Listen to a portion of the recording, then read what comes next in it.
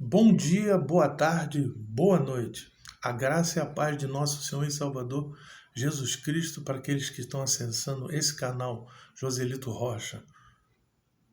Curtam, compartilhem, se inscrevam para que eu aumente o tempo.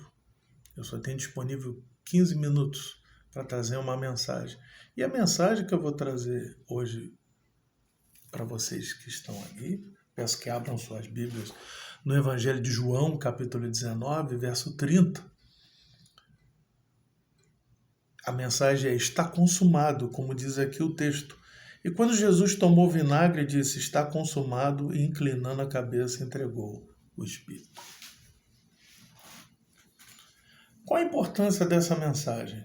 Principalmente hoje, que eu estou gravando no dia 27 de março de 2024, uma quarta-feira, amanhã, quinta-feira santa, quer dizer, Semana Santa aí, domingo, dia 31 de março, a Páscoa. Porque muito falam em Páscoa. Domingo de Páscoa, vamos nos reunir, sexta-feira santa, comer um peixe. Não há problema nenhum com relação a isso. Eu sou um crente batista, evangélico, pastor ordenado, onde tenho minha função como pastor auxiliar na primeira igreja batista no Encantado. Eu não vejo, e nem meus pares ali vê algum problema você comer peixe. Tem gente que acha que é heresia, que é pecado comer peixe na sexta-feira, porque isso é coisa de católico. As doutrinas católicas podem ser divergentes das nossas doutrinas evangélicas, mas são nossos irmãos em Cristo, é o que eu costumo falar, os nossos pontos em comum. Então, eles começam a Semana Santa, amanhã tem missa para isso, sexta-feira tem seus ofícios litúrgicos, tem a procissão, né? No sábado tem lá a véspera, né? Que é o sábado santo, onde chamam de sábado de aleluia, mas isso é um termo popular, né? E o domingo de Páscoa, que é a ressurreição do Senhor.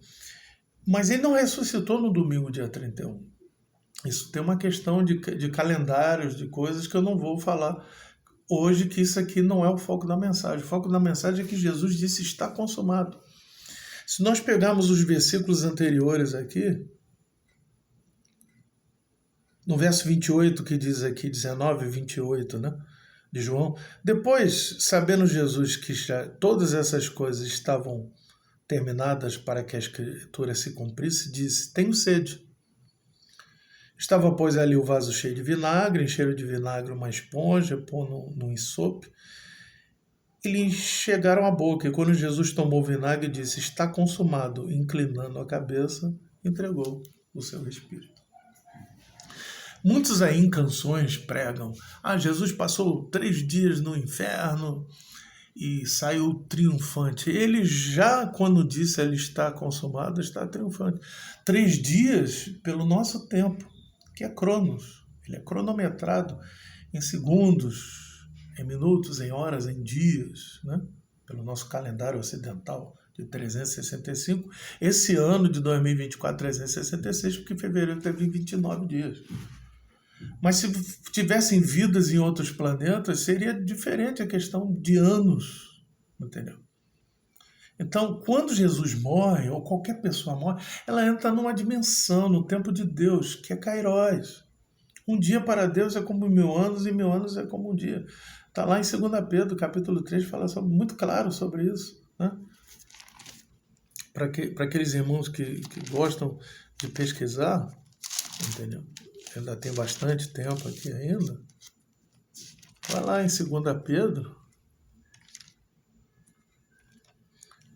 2 Pedro no capítulo 3, diz assim no verso 7: mas os céus e a terra que agora existem, pela mesma palavra, se reservam como tesouro e guardam para o fogo no dia do juízo e da perdição de homens ímpios. Verso 8: mas, amados, não ignoreis uma coisa: um dia para o Senhor é como 1000 anos, e 1000 anos como um dia.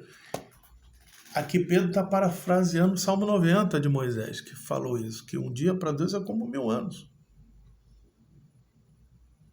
Eu até penso que o tal reino milenar, o reino de 1000 anos, depois da grande tribulação, pode ser o dia do Senhor.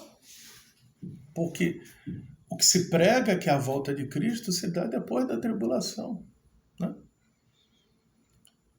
Então, a questão é de sabermos que o tempo de Deus é diferente do nosso. Então, Jesus, ele foi, como diz Efésios, né?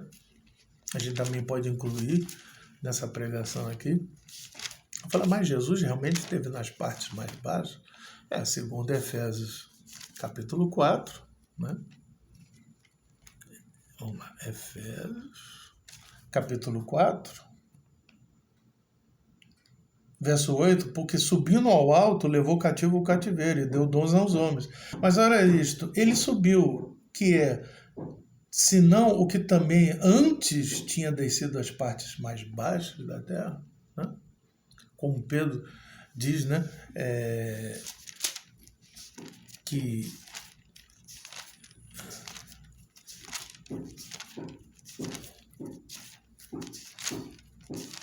eu gosto de ter sempre a Bíblia aberta e na minha frente aqui, porque isso ajuda muito, né? Que diz que Pedro pregou os espíritos em prisão. Isso também é uma coisa muito complicada, né? Para a gente entender. Aqui, ó, 1 de Pedro, capítulo 3, diz, no qual, vamos no 18, porque também Cristo padeceu uma vez pelos pecados, o justo pelos injustos, para levarmos a Deus mortificado, na verdade, na carne, mas vivificado pelo Espírito, no qual também pregou os espíritos em prisão. E tem muitas teorias a respeito disso. Porque também nos prega também, nós éramos espíritos em prisão, prisão do mundo. E esse evangelho nos alcançou. Então nós temos que compreender, meus irmãos, que tudo é possível. Hoje, a esperança da salvação, Jesus não veio para condenar o mundo, sim para salvar, né? E diz que todo aquele que crê não pereça, mas tenha vida eterna. Mas o que não crê, condenado já está.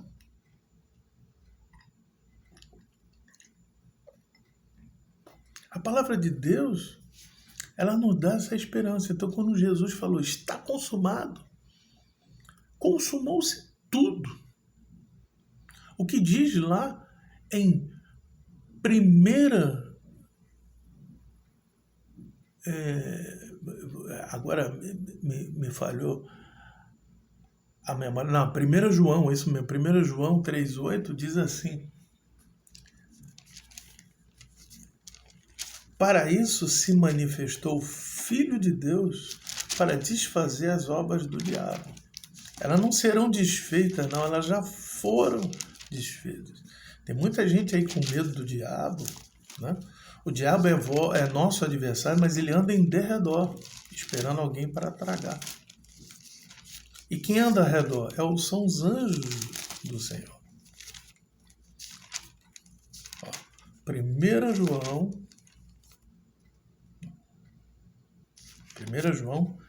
3,8 diz assim: quem comete pecado é do diabo, porque o diabo peca desde o princípio, mas para isto o Filho de Deus se manifestou para desfazer as obras do diabo. Quando é que ele desfez as obras do diabo? Na cruz.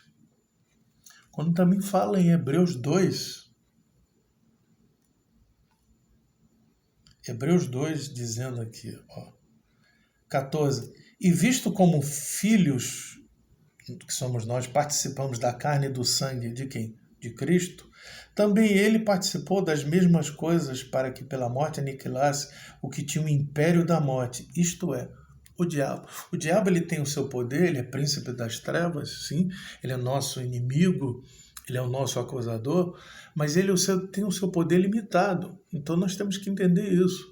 A nossa luta não é contra a carne e sangue, é contra principados e potestades, não são contra as pessoas, mas tem pessoas que ainda, como filhos da ira, como filhos da desobediência, às vezes nos ofendem, nos perseguem. Nós não temos que ter raiva de ninguém. Por isso que Jesus diz lá no Sermão da Montanha: ama quem vos odeia, ama quem vos persegue. Porque é muito fácil a gente amar e orar por quem gosta da gente. E todos têm o direito. Eu posso dizer que antes de me tornar um cristão evangélico, eu tinha inúmeros preconceitos, debochava, atormentava pessoas, apesar que Deus sempre me botou no meio de pessoas evangélicas. É interessante isso, né? Então hoje nós temos que entender isso, porque antes estávamos cegos, mortos nos nossos pecados e delitos. E hoje estamos na presença de Deus. Então Jesus Salvador está aí. A porta da salvação está aberta para todos. Paulo diz lá em 1 Timóteo, no capítulo 2, que Deus quer que todos cheguem ao conhecimento da verdade. Então essa reflexão aqui, quando Jesus diz que está consumado, vamos voltar para o nosso texto aqui, né? De João 19:30, quando ele entrega o seu espírito, inclina a cabeça, depois de ter dito está consumado, foi consumado tudo, para que hoje eu pudesse aqui estar pregando para você, um homem liberto, justificado pela fé, não perfeito, porque perfeito é só o nosso Deus, o nosso Pai e seu